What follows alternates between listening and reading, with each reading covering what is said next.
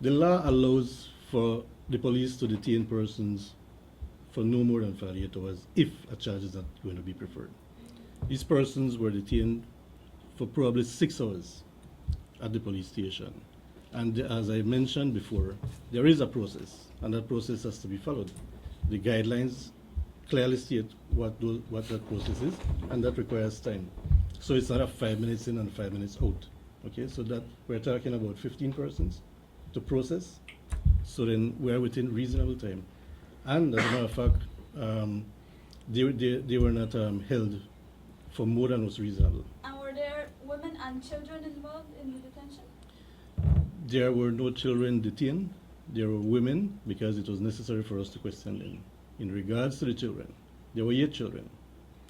All those children were taken to the relatives of the adults or friends who the adults elected to have care for their children.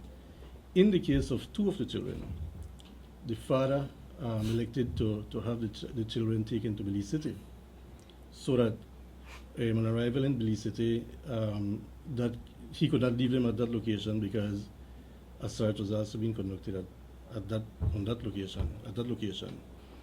So he said that he had nowhere else to take them, so that they were taken to the station, but they were not detained. They were carried to the Raccoon Street Police Station canteen, where there is a television.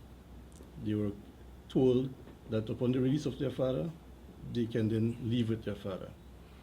A female police officer from the domestic violence unit was there. We gave them food, just as we gave all the adults food. They were given to drink. They claimed that they are in fasting, so they never ate their food, but they took it with them. So that, as I repeat, the children were not detained. They were not detained, they were not questioned by the police.